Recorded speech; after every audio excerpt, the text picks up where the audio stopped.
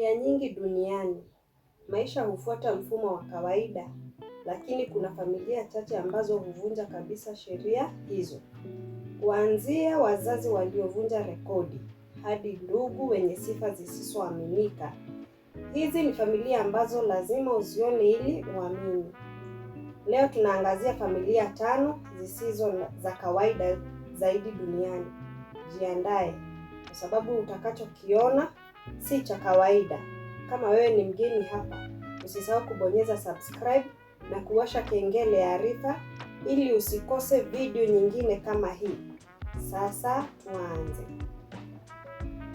Mfalme Abombi wa pili ni mfalme wa 11 wa ufalme wa Bafut ulioko Cameroon. Alirithi kiti cha enzi mwaka 1968 baada ya kifo cha baba yake, Mfalme Acharimbi wa pili. Lakini urithi wake haukuwa wa kawaida. Mbali na cheo na mamlaka, pia alirithi wake wa baba yake. Ndiyo, kwa mujibu wa mila za Bafut, mfalme anapofariki, mrithi hurithi kila kitu, hata wake zake. Hadi leo, Mfalme Abombi wa pili anasemekana kuwa na wake karibu 100 na watoto zaidi ya 500. Baadhi ya wake hao walirithiwa kutoka kwa baba yake, huku wengine wakiwa ameoa mwenyewe. Lakini hii si tu kuhusu idadi kubwa ya familia. Wake huwa wana nafasi muhimu sana katika jamii. Wake wakubwa husaidia kuwafundisha wengine mila na desturi, na pia kumshauri mfalme katika majukumu yake ya kifalme. Mmoja wa wake hao, Malkia Constance, anaeleza kuwa hekima ya wake wakubwa ni muhimu sana katika kulinda utamaduni wa Bafut. Hata hivyo, Mfalme Abombi wa pili anakiri kuwa dunia inabadilika, na changamoto yake kubwa ni kuwasazisha kati ya mila za kale na maisha ya kisasa. Ingawa ndoa ya wake wengi bado ni hilari nchini Cameroon, katika maeneo mengi desturi hii inaanza kupungua, lakini kwake kulinda utamaduni si chaguo, ni wajibu. Mitandao ya kijamii. Hadithi ya mama mmoja kutoka Florida imezua mjadala mkubwa. Shameka, mbunifu wa mitandao na mpenzi wa tattoo, alimfanya mwanawe mdogo, Traylan Armani, anayejulikana kama Nugget World 561, kuwa gumzo mtandaoni baada ya kuonekana akiwa amefunikwa na tattoo. Mujibu wake, alianza kupamba akiwa na miezi 6 tu, kila mchoro ukiwakilisha hatua muhimu ya maisha yake. Lakini mitandao haikusita kukosoa. Wengi walihoji maamuzi yake kama mzazi.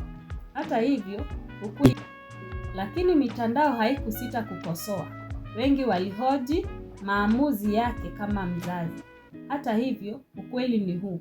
Tattoo hizo si za kudumu, ni za muda tu. Licha ya ukosoaji, umaarufu wa Traylan unaendelea kukua, na kwa Shameka huu ni ubunifu na njia ya kuonyesha upendo kwa mwanawe, kwa sababu kwake uzazi ni kumjenga mtoto mwenye kujiamini bila kuogopa hukumu za dunia. Katika dunia ya kawaida ya vidole vitano, kuna familia moja inayovunja kabisa kanuni hiyo.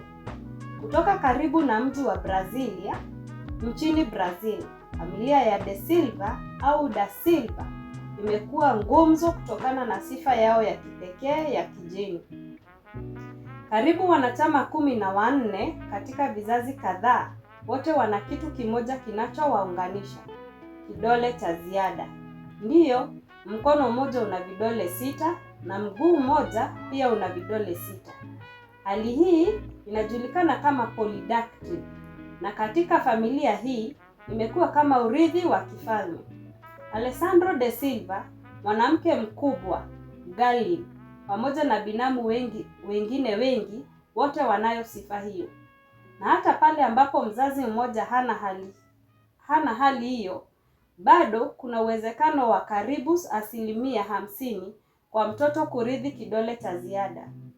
Lakini cha kushangaza zaidi ni uwepo wa vidole hivi.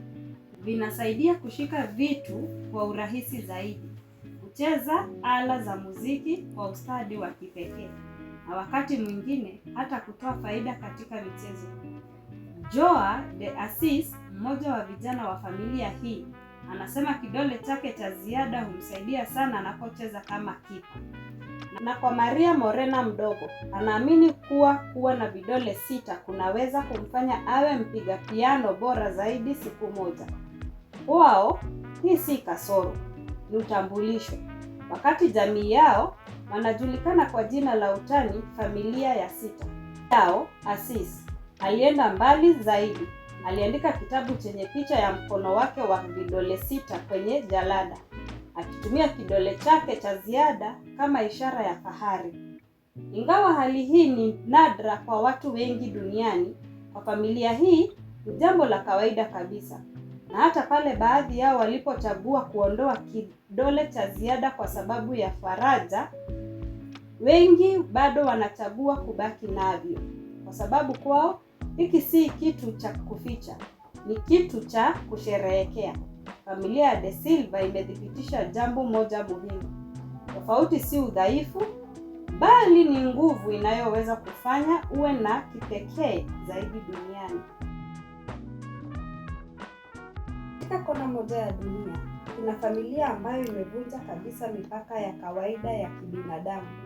Kutoka nchini Mexico, familia hii imevutia macho ya dunia kwa sababu ya hali nadra sana kijeni inayojulikana kama congenital generalized hypertrichosis, hali inayosababisha ukuaji wa nywele kupita kiasi mwilini na usoni.